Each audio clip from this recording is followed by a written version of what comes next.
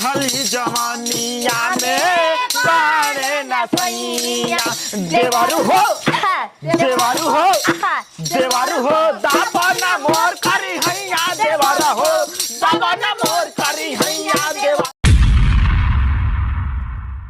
धोला का छापलो हवाला गई है भैया भारी मतों से हमके जी गई है भाई ए जेके मन बा हम बात सुनो 9 बजे रात में खोपचा में आए ढोलक बजाएं और आई 9 बजे रात में आके क्या करवाई 9 बजे दिन में आके ढोलक छापा मुहार लगाए करे सीखी मित्र मैं वादा करती हूँ कि डिस हवा रउआ बोला नहीं मैं वादा करती हूँ कि जीत जाने के बाद सब कुंवारे लड़के को एक एक ढोलक दिया जाएगा उसको बजाने के लिए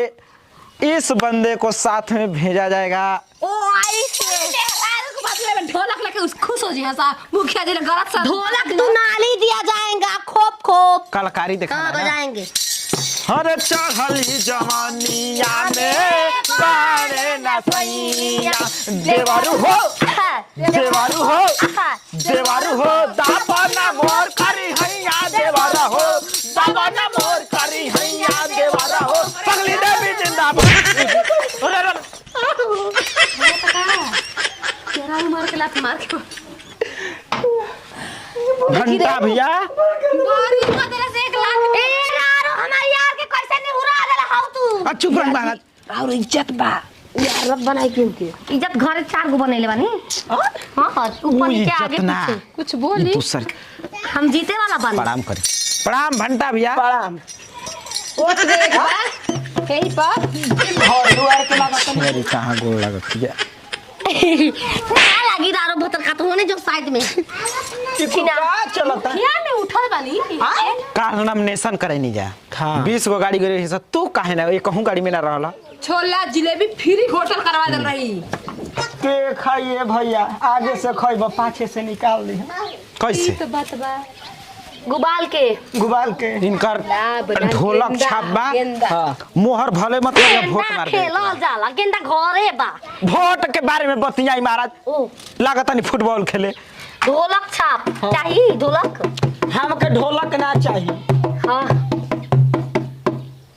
ये तो खंभा ना हेती खानी हां सरम हम वही नरेटा पर भस जाई अब भासे ना पियल खाइल जाला उको भासे तो ई हफ्ते को का कले हो लाल परी लाल पर हमारा नाम हो 1800 के मिलता है हमरे के हमरे के ले जी बे महाराज गरम वोट ना देबो गरम पानी के कहता गरम पानी हां क्या जी जान देहनी रतिया में एक पेटी बटवाई ली फ्रिज पटवा देम घरे घरे गरम पानी क दिहो ठंडा होला मुखिया जी हम कहतनी ठंडा होला ओमा अंडा के बात ही कहतनी ओही तारे जब जीत जाई ना हाँ। त बूढ़ा पेंशन कहबो बनावे के त कॉलोनी बनवा दी हां इंदिरा आवास बंटवा दी हां जगदेव के छोड़ के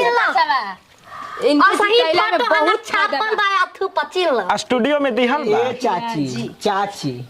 जगदेव के छोड़ के हम बानर के वोटे ना दे बानर हाँ। मुखिया जी के बानर कह दहला अरे प्लास्टर करा में आई हो बाबू उड़ा दूंगा अब का सरक गई सारा मेरा रूम मार के झाड़ू पीछे वाला तो कल आयो अरे कहां वाली रे लाउड निकाले भैया ओहे सर उतार किस्मत में लिखल बा अच्छा जिंदाबाद जिंदाबाद हमके चुमे दया पंगा आवो ना लड़ावा हो ई जान बतहरे नाम जाने अब मंतर पावा हो ई जान बतहरे नाम जाने अब मंतर पावा हो ई आलू भंता आलू भंडा थोड़े कुछ बेचतन जा हमारा गांव के कवि चौहान भइल बाड़ू चौहान हुई चौहान ढोलक छाप जिंदाबाद लबरी देवी जिंदाबाद जिंदाबाद लबरी देवी जिंदाबाद लवरी देवी नया प्रत्याशी आपका मुखिया कैसा हो लबरी देवी जैसा हो साइड में प्लीज साइड में प्लीज अरे हटा ना ठीक है बे महाराज तन अब नॉमिनेशन भइल बा जीतल नहीं की महाराज की उतार के चलतनी अब ठीक बा खाना भइल बानी न खाना भइल बड़ बात हो तब सबसे ई पहले तो सही कहतनी मुखिया में यहाँ के उठ गइल बानी उठल बनी हाँ न जी मुखिया में बानी कहो बार छाप पे मोहर लगाए ढोलक छाप जोखन के पतोहिया ही है ना हाँ हाँ हाँ काले जाके ढोलक तो है पर पागल सन का चुनाव लड़ी ये कैसे कह देला पागल कैसे कहा मेरा मुंह जाई एगो वोट कम हो जाई अरे बाप रे बाप ओट के चलते छोड़ दल बानी ओट के चलते ए राओ तो सुना के सब पावर सुना जीत के हम ताके वोट ना देब हम लाल जी के देतनी वोट लाल जी के हां दे दिया पावर हमार शरीरिये में बा तो गोभी छापा वोट देतनी लाल जी पावर के। यही जैसे शुरू होला यही जैसे खत्म हमारा भी से शुरू होला तोरा बीच कष्ट ओहे कहोगे कन्या कहे के कोई बा झमकावला से पावर झमकावला ले होई पावर यही जैसे शुरू होला और यही मुखिया में जैसे खास खत्म ओकरा सखी हम कहते बनी कि लाल जी के। हे तर का होता जो देखता हे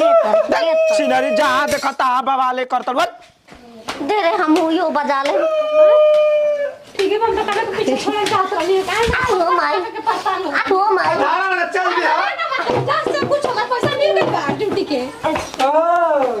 ई को चटवा रहा सका ओ हां हम रे तो सो को चटवा रहा सन आई कुल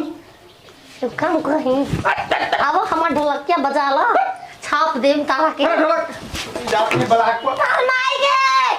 निहुरा दला जा हो रहा के ना नॉमिनेशन में जा देंगे बलाक पर साइकिल 300 जाता है सो छिनारी हमारा के छोड़ दे साइकिल रानी भतर काती सवतिया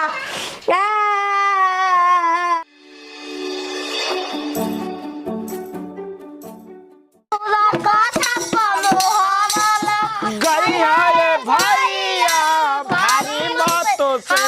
के